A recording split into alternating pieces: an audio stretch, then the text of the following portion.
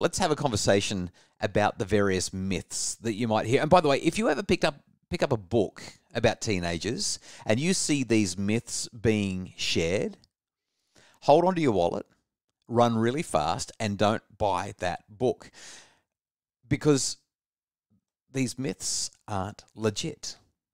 The myths that you'll often hear when it comes to adolescence and when it comes to human brains more generally include, first of all, this idea that the teen brain is underdeveloped.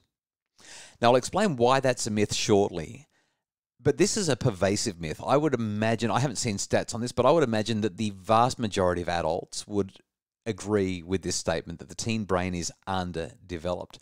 It's a myth. It's not true, and I'll explain why shortly. The next myth that we hear consistently is that the teenagers that we see in our society, including the ones that are living under our roof, are inherently irresponsible and incompetent, and it's all their brain's fault.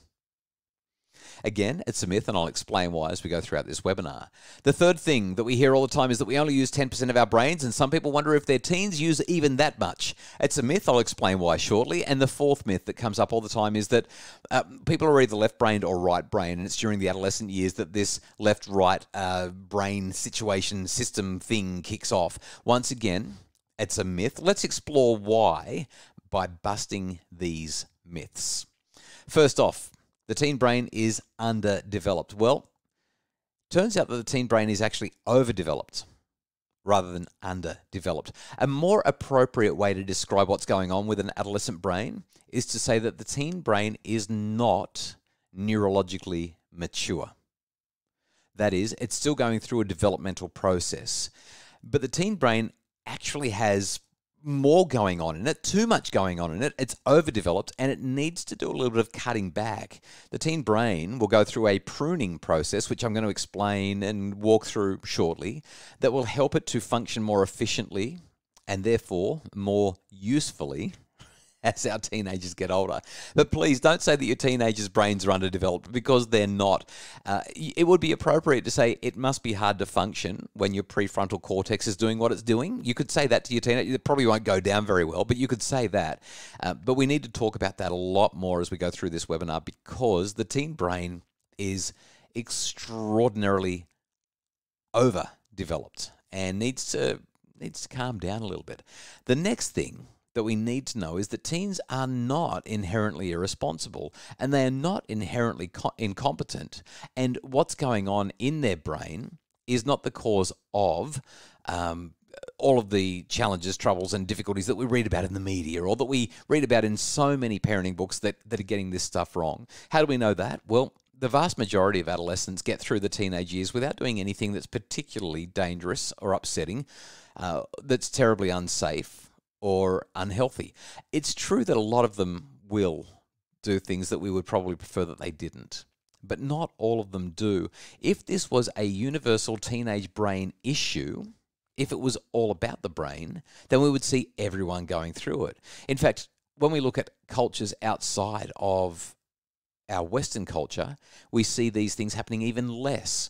They still happen a little bit during the adolescent years, but they happen even less than they happen in our society. So we can't say that the adolescent brain is inherently the fundamental cause of adolescent sensation-seeking and risk-taking behavior. It's associated with it, but it's not the root cause. Next, please know we use our whole brain. We use every part of our brain in so many different ways. We use our occipital lobes and our temporoparietal lobes and our prefrontal cortex. We use our limbic system. We use our nucleus accumbens. We use our hippocampus, our thalamus, our like you name it. We use so much of our brain. Our cortical structures are involved in so much of what we're doing here, and it's the same with our teenagers. This myth that we're not using our brain, it's not helpful. It's not true, and we're actually a lot more functional than perhaps we give ourselves credit for, and there's no such thing as being left-brained or right-brained. It's a myth. The idea that left-brained people are more mathematical, more analytical, and that's kind of the way they are, and the right-brained people are more emotional, more creative. Our whole brain is implicated in much of what we do, and while certain things that we do and do well might be more associated with functions on one side or the other of the brain, we call this hemispheric lateralization, we're not actually a left-brained or a right-brain person. It's kind of like that whole VAK learning system. People think that you're visual or auditory or kinesthetic. But guess what? There's no research that actually substantiates these learning styles as being the way people learn and a preferential way of learning. The research is really clear that we can learn through all three of those methods or media, and the more we get of all of them, the better we learn.